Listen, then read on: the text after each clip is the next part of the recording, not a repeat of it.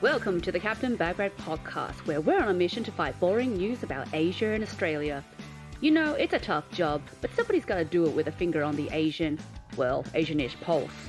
As always, we're recording from Downtown Chinatown with yours truly, the mythical Madam Chan and friends.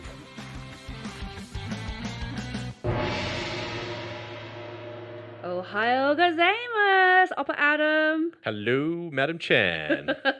Do you know what language that was? It was Japanese. Yeah! Yes! Wow! So it's a mix of Japanese and Oppa Adam, which is Korean. Yeah, it's got relevance because I've got a story about Japan. Oh. Yeah, I'm Asian news? Yeah, I'm going to share something about that. Absolutely. I also do as well. About Japan? About Japan and some aquarium creatures. Uh-huh. Yeah. I hope we're not doubling up, but I don't think we are. Oh, I hope not either. Right. And then in Ponder Ponders, we're going to talk about border crossing and how hard it is going to be for the rest of the foreseeable future, really. Yeah, well, there's been a bit of bickering going on, should we say? Bickering? Between the state premiers? Yeah. Or it's kind of like just arguing over silly little things. Yeah, I know. This border, which seems really invisible, is quite the wall at the moment. I can't understand why we are a federation of states. I know the history behind it, but for a country of 26 million people, it doesn't really seem worthwhile. Yeah. And now there's also, borders shut down between countries. So it's going to be an interesting topic once, the planes can fly again. Yeah, if that ever happens. I was just thinking this morning, I haven't heard a plane in a long time. Or seen one. Oh. Yeah, I wonder if the property prices are going up around Marrickville because they don't have the same noise pollution as they did before. I wish I had a house there. Yes, finally, my house is worth Now's something. the time to sell. Sell now before the flights come back again. Are there any buyers? Overseas buyers? Chinese investors? What? No. Somebody looking for a warehouse? Anybody? Anyone? And what have we got for Secret Asians this week? Secret Asians. Any clues? I have a very interesting, talented Asian. Okay. That I'm going to get you to guess. See if you can figure out who it is. All right, cool. Well, I've got the Australian Prince of Darkness. Prince of Darkness. But more of that later. Cool. So, what's unexpected stuff happening in Asia this week?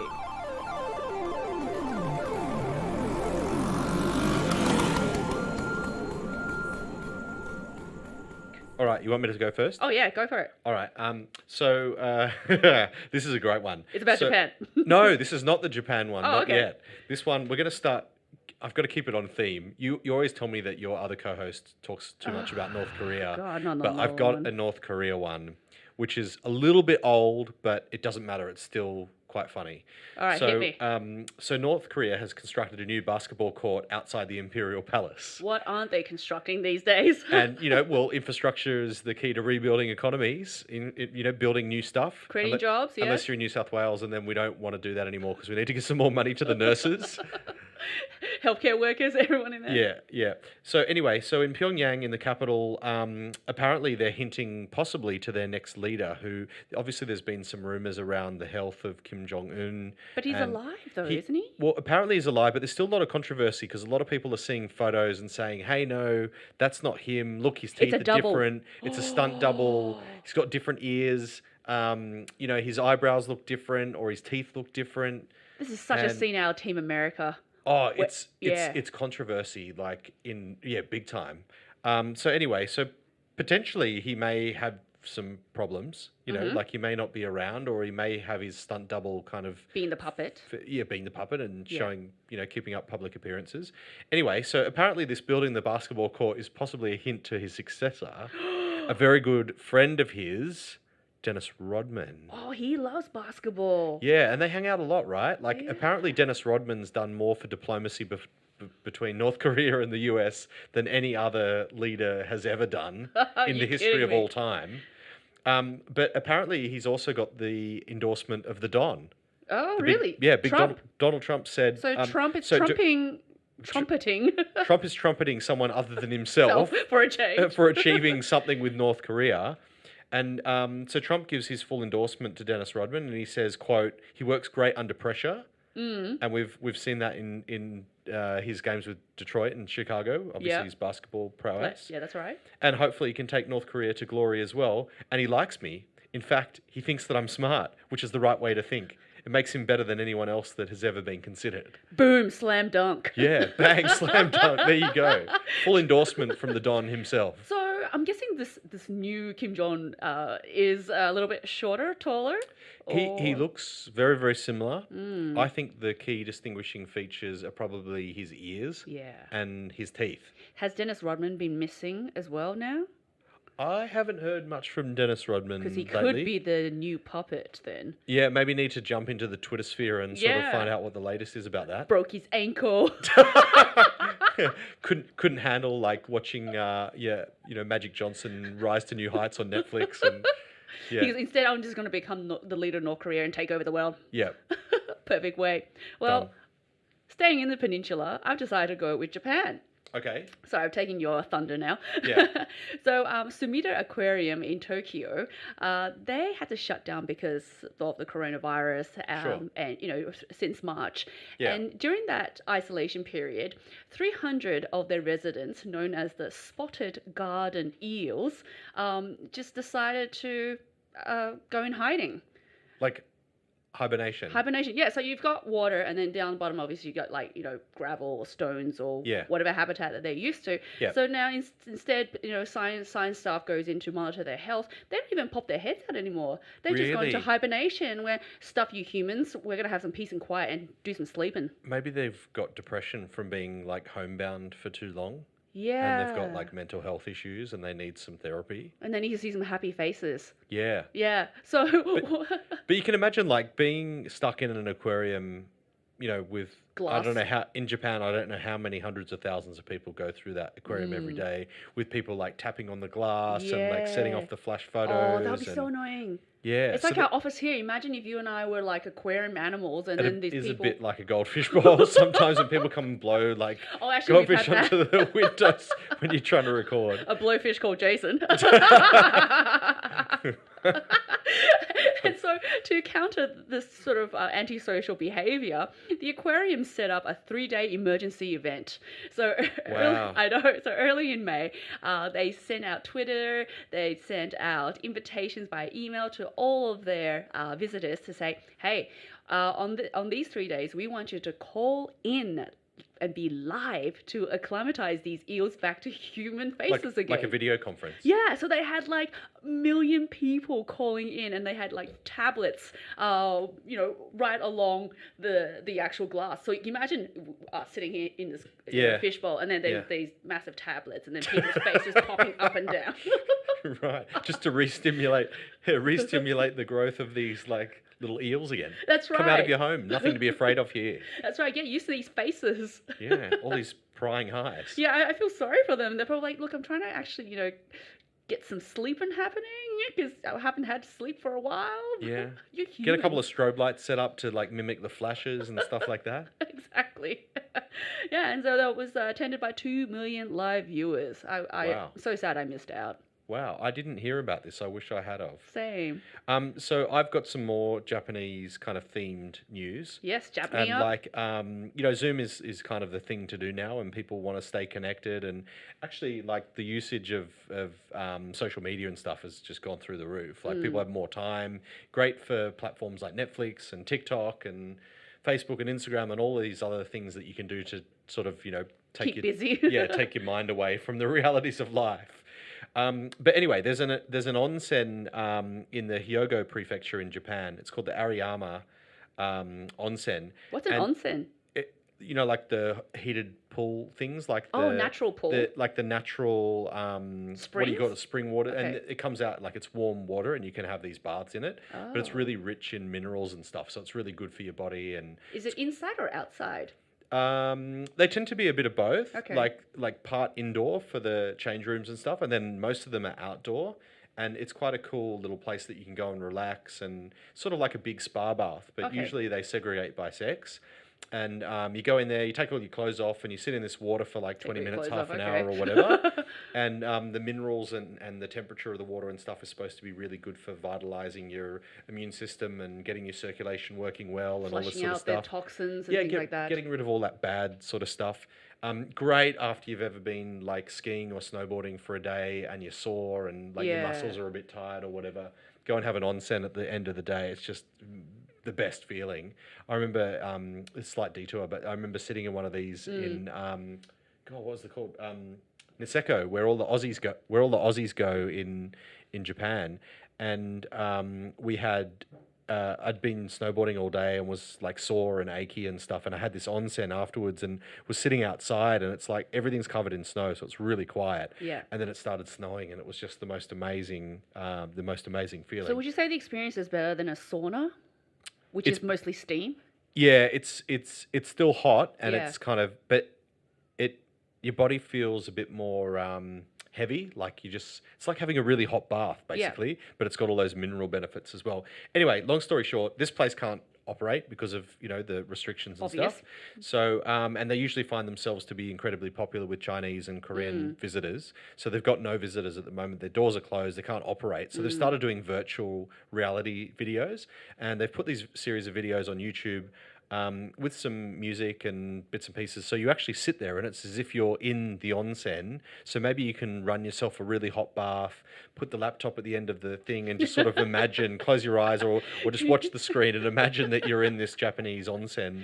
But you're in by this yourself, bliss. not with all the other naked people, right? Yeah, I guess that's a benefit. Like you don't have to share with other people, and there's not that awkward change room kind of. There's not that awkward change room kind of moment and stuff when you have to strip off or anything like that. Yeah. So anyway, the first batch of videos has been released on YouTube, and you can either watch it on there or you could put your VR headsets on and and enjoy the hot springs of Japan. Enjoy the serenity and, bring yourself back to earth again. Exactly. Yeah. Whatever it takes. I know.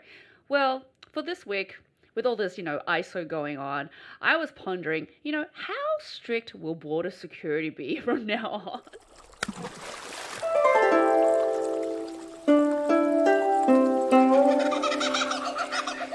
Now that they've had time to think about, we got to test people if they have any airborne disease or virus. Yeah, do the temperature checks. That's right. Yeah, so I've been looking at all these photos on Facebook and just like photos of other people doing challenges, post up pictures of your 10 best holiday destinations. And I got a little bit, travel sick. Nostalgic. Nostalgic, yeah, that's probably the better word. And I thought maybe we could talk about our best border insecurity experiences or stories. I got a good one. Oh, do you? Give it to me. So I went on a holiday to Laos. Oh, yes. To a little place called Luang Prabang, and it's a beautiful, beautiful little city, right on the Mekong River, and it's where like there's some really beautiful old temples, and it's almost like a place that time forgot. A very Buddhist kind of community. There's quite a lot of monks that live there. It's got some colonial heritage as well. Yeah, there's these beautiful colonial houses that are built along the Mekong River, and you can stay there quite cheaply. You rent a room in this place. Anyway, I stayed there and had an amazing time. And we got up in the morning and donated some food to the monks, and they walk around in procession through the city to you give them rice and things, and they go back to the temple. It's a whole ceremonial sort of thing.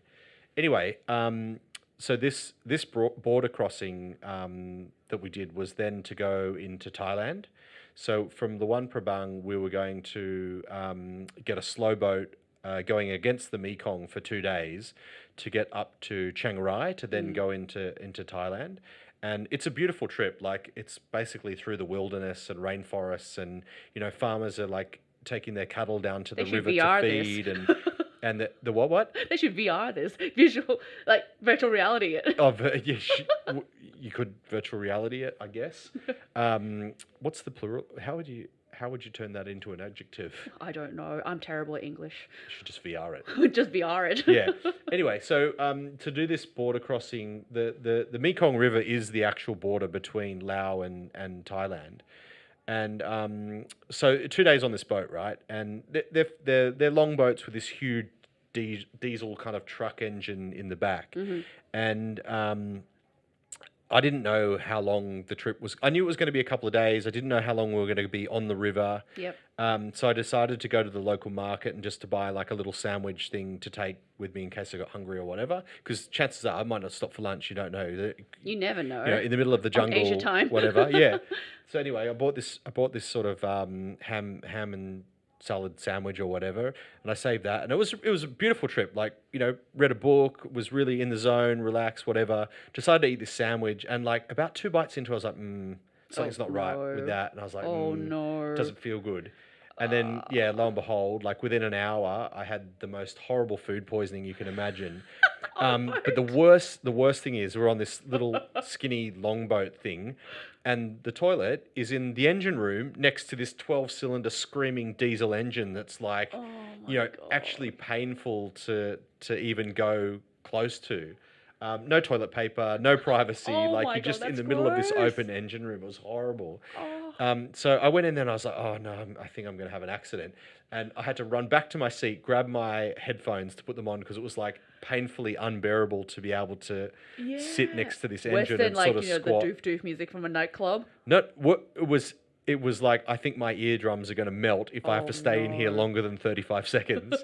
And then use this primitive sort of pit-based toilet thing in the boat. Oh, it was horrible. And for 2 days, just very, very unpleasant experience. And so you did have a door, so people didn't actually see what you were doing. There was a door. Hear. Oh, they couldn't hear. They wouldn't be able to hear anything above the motor. There was a door, and then it was sort of open in the engine room, and then open at the back. Oh wow! Bit again, but it was the best and the worst experience that I can remember from that part of the travel. Beautiful view, terrible bowel problems. Yeah.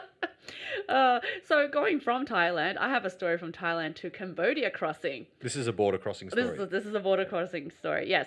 So when I was backpacking in the 2000s with one of my best mates, we thought, okay, let's go to Cambodia. We hear it's very tranquil. It's untouched by tourists. So anyway, in order to get to Cambodia, you had to go through a small town on both sides. So... Like the DMZ. Like the DMZ, essentially, yeah. What happens in this small town? Well, there wasn't much. It was just one paved road, and then everything else was dirt, and you had your little pockets of hole in the wall. Yeah. That's about like it. A Quickie Mart sort of thing? Yeah, like a Quickie Mart, or, I think we even grabbed some food to eat, but definitely not off meat or sandwich like you had. Yeah. I think it was like some sort of stir-fried rice.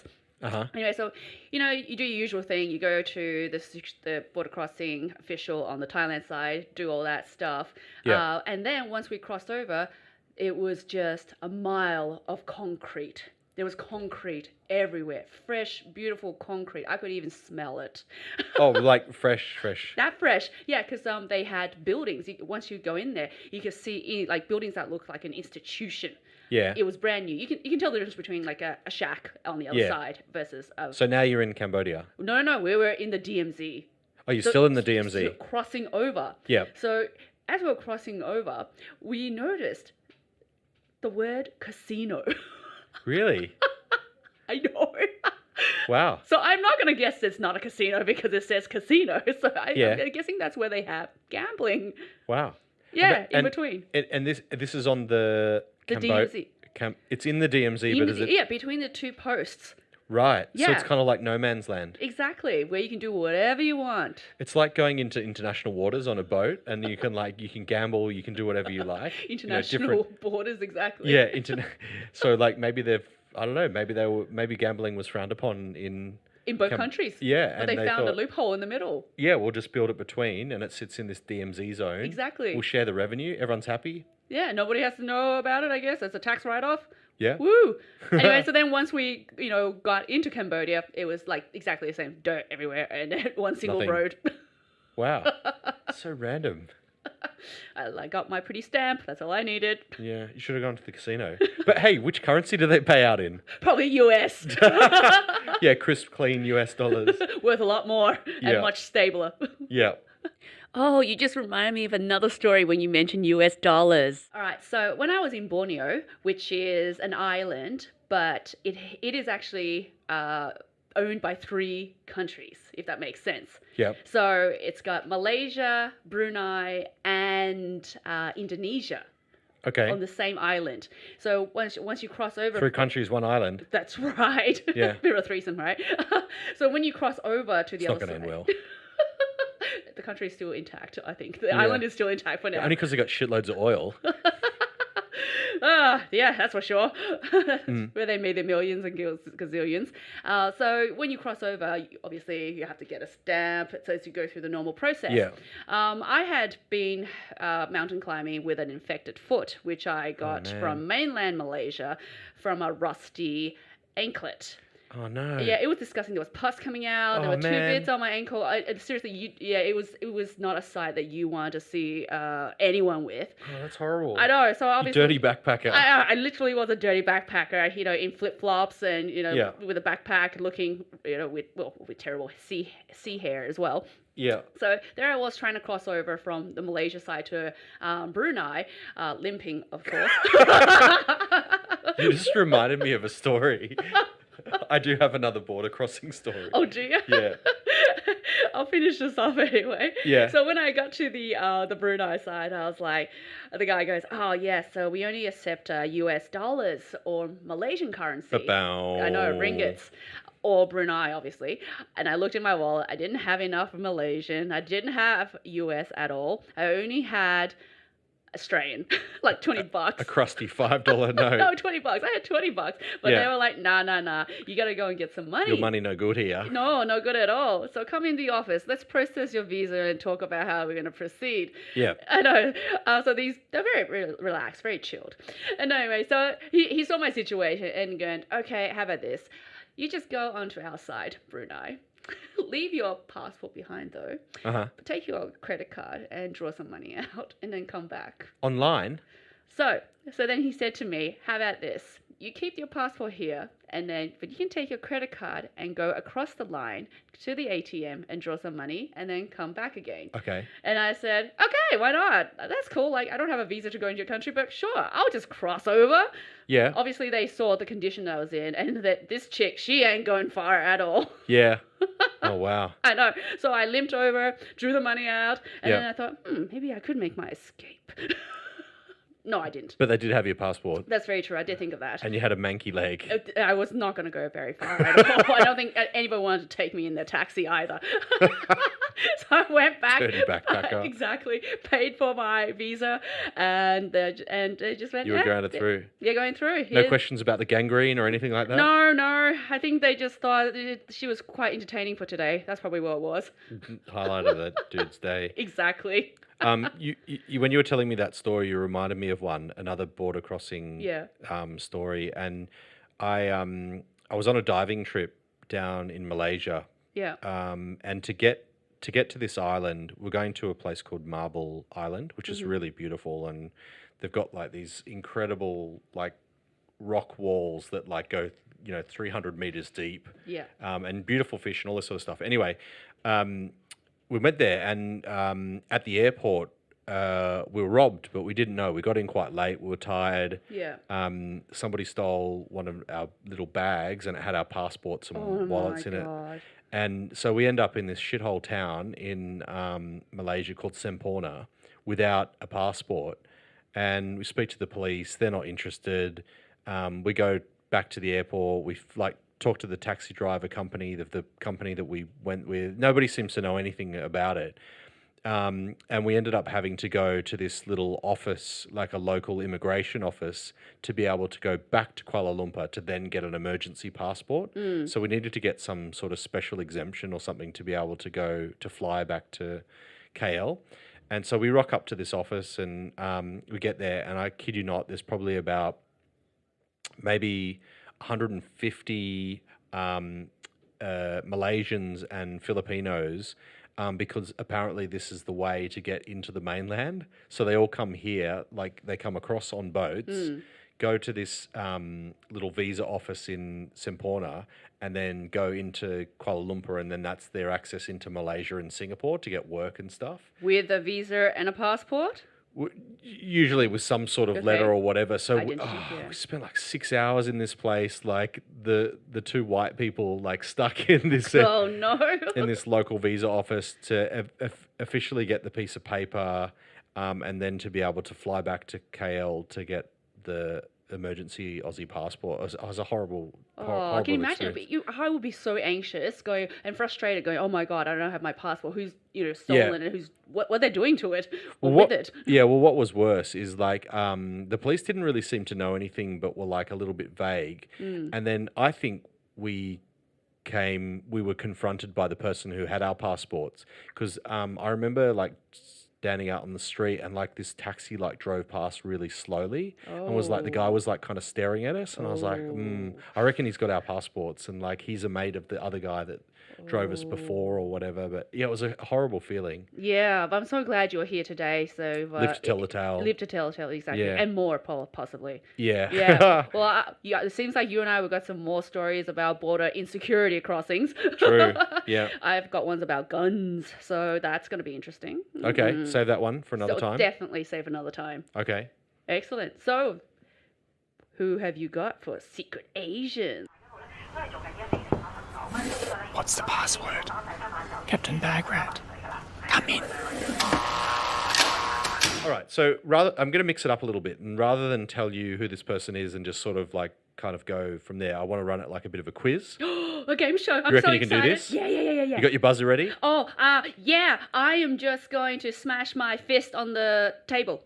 Okay. When you and jump up and down in excitement when you get Yes. figure out who this is.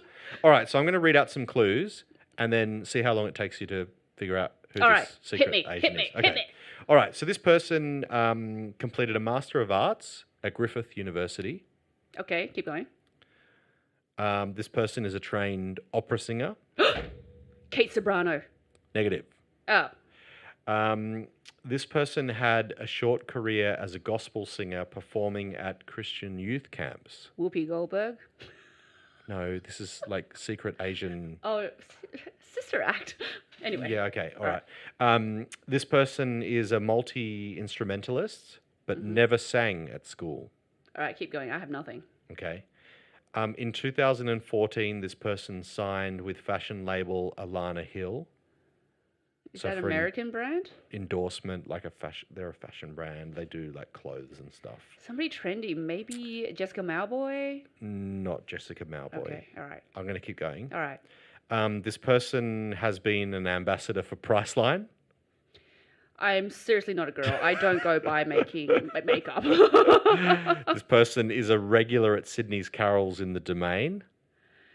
All right, how many other Asian that's singers narrow- out there? It's narrow here. I can't think of anyone outside of Sobrano and This Malboy. person signed with Sony Australia. So Jessica Malboy is also signed with Sony Australia, but it's not her. Okay. I have no idea. We're getting close to the end, so I think some of these might give it away. Okay. This person holds the record for the highest ever Eurovision score for Australia. Oh, yeah, I watched that one. Yep, that Korean chick, Dami. Dami, is that her name? Dami. Yes. Yes, Dami Im. Yes, I got it in the end. How many did you have left? How many I only clues had did you two have? more. So, Oh my like, God. I'm so this person sorry, won the Dami. fifth. This would have been the clincher anyway. Won the fifth season of X Factor Australia Singing Hero from Mariah Carey. I didn't watch that, so I would have failed And- miserably. And then this person emigrated to Australia from South Korea with her family at the age of 9. I am so sorry. And Dami Im is the correct answer. Dami, I supported you when you were at Eurovision. Please don't hate me for not guessing all this from the very beginning. How Australia got a place in Eurovision, who knows? Australia always has a place in Eurovision. Yeah. Well, from there, I'm going to give you Australia's Prince of Darkness, Nick Kyrgios. Darkness. Yes. So he's a pretty controversial guy, as you know. He is. Yeah, he's probably the best tennis player that Australia's got at the moment. Really? I think so. That's a big call. Well, his serves are pretty fast. Like, he averages at least over 200 Ks an hour for every first serve. Really? Yeah. That's Yeah. pretty awesome. Yeah, so some of his fastest ones are about 220. That's massive. Yeah. And he's always the box office hit. So whenever there's a Kyrgios game, people are there. But are they tuning in for the tennis or something else? Well, I think they're tuning for both because he's played against Nadal. He's also played against Federer and Djokovic, and those three pretty much dominate the top when it comes to tennis. They're the grandfathers of tennis. Yeah. And on his first go playing against each of them, he has won against them. Really? That's pretty amazing. Yeah, I didn't know that. Yeah, and also because I think he's just so fiery. People Yeah. love going to see Yeah, him it's a play. bit of animation, a bit of tantrum throwing. Yeah, the perfect kind of drama that you want at a tennis game. So, yeah, he's been fined quite a lot. I think his record, well, the record for fines at a tennis game is $113,000. Holy one. Yeah, so he had 5 consecutive fines. In one game? In one game. Yeah. That's a bad day at the office. Now, not only is Nick Australia's bad boy on court, what many people don't know about Nick is that he's actually from a royal family in Asia. He's sort of a prince. His father's heritage is Greek, but his mother is actually a Malay princess from the Selangor royal family. She had to denounce her title when she came to Australia to marry her Aussie Greek partner, who was not of royal blood. So there you have it. Nick is a princeling. Combine that with his bad boy image on court, this is why he's our Prince of Darkness. Prince of Darkness. Prince of Darkness. It's just like walks around with a thundercloud like hanging over his head, ready to explode at any second. It's like one of those WWF sessions where Nick Kyrgios comes in and you got like, you know, the mist behind him and then the thunder music and then him walking out like the gangster that he is. Yeah. To thunderstruck perhaps. God. I know. But yeah, but he actually tried to change his image quite a bit. And you actually saw a warmer side to Nick during the Oz Open 2020. Yeah, going through some anger management counselling or something. I think so. Well, you know, this is coming from McEnroe, and we all know what John McEnroe was like. Yeah. Yeah, so he raised a lot of money for the Australian bushfire relief. So I think he set the mark, say, hey, everyone, if any of us get an ace each time, that's $200 that we're donating to the Australian bushfire relief. And that really lifted up his reputation. It's pretty cool. Yeah, he's pretty cool. And yeah, I guess so if you want to see him live during ISO period, he is in Canberra training at the Lynham tennis courts. Okay. I've been stalking his Instagram. You had a story about him as well, didn't you? Yeah, so I was at the public basketball court in Canberra, you know, shooting hoops with one of my mates. And Shooting hoops. Shooting hoops, you know, that's what you do in Canberra because there's sometimes nothing else to do. And then Nick Kyrgios... Better than shooting up heroin or something like that. Anyway, so him and his two mates were also playing basketball, like a half game. So he was on one half and we were on the other half. Yeah. And he must have just turned in the right time to see me shoot a 3-pointer. And you should have seen the look on his face. He was like, that's pretty amazing, whoever you are. Wow. Yeah. So he gave you some compliment about your shot. Well, no, he didn't say anything. He just you know, had that face. You know that face where you go, oh, that's pretty cool. Yeah, nice work. Nice work. Yeah. Yeah, but he's also like a huge basketball fan, actually. I think he wanted to make it big in the basketball world, but like Michael Jordan, apparently he wasn't a team player. Right, okay. Cool story, though. It is a pretty cool story. And he had a coconut water because I had a coconut water. So that was our interaction. Wow. That's it. No, it's cool. Pretty cool. Australia's Prince of Darkness. Yes, get him while he's fast and curious. I think that's my worst pun so far. Yeah. Anyway, so where have you been eating lately since now all these bans have been lifted and restaurants are open and you can actually sit in? I've had a couple of dinners out. I went yeah. to our local Chinese restaurant. Oh, yeah. So like classic Australian Chinese food. So like let me guess, sweet and sour pork. Sweet and sour pork is their specialty. Really like good quality sweet and sour pork. I'm shaking my like, head at you right now. with that sticky sort of like orangey colour, luminescent kind of sauce. Did you have chicken and sweet corn soup as well? Didn't, should have. Thanks for the reminder. I completely forgot all about that. Tonight's dinner. We had spicy shredded beef. Oh my God. Sweet and sour pork. So typical. And special combination fried rice. Oh my God. And then finished off with the fried ice cream. Oh it was so good. You're so predictable. So good. But that's what you go there for. You know what it is. Like it's cheap Australian dodgy Chinese with the plastic chairs and that like It's funny authentic. wipe down tablecloth thing. Yeah. So authentic, And mate. the overly friendly host. Yeah, all of that. And the weird posters on the walls and all that. Yeah, it's great. I love it. So I've been there a couple of times, 2 times in fact. Yep.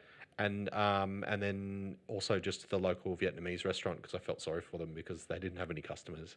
Oh, Yeah. I've been supporting the banh mi joint down there. Okay, yeah, yep. Marrickville Pork roll. Yeah, they don't really need the help, but yeah. Oh well, during ISO, I think they needed some help. But plus, I Uh-huh. just love eating it. It's so lovely, like the fresh salad with Yeah. the chili kick in it. Oh Yeah. my god, amazing. Yeah, I have cravings actually. I Yeah. think I need to go get one. I think so too. Great talking to you, Oppa Adam. Yep, good stuff. Excellent. Bagrat out. Hey, thanks for listening to this week's podcast. For the latest updates and kooky posts, follow us at Captain Bagrat on Facebook, Instagram, and Twitter. If you love it as much as Captain Bagrat and we do, please support us with likes and shares. If you're really digging Captain Bagrat, it does cost us a bit to produce, and we really appreciate donations and in-kind contributions via Patreon or however you like. I mean, we will never say no to be a sponsorship. Your support will bring us one step closer to having our own TV show one day and to live broadcast it from the heart of downtown Chinatown. Solid.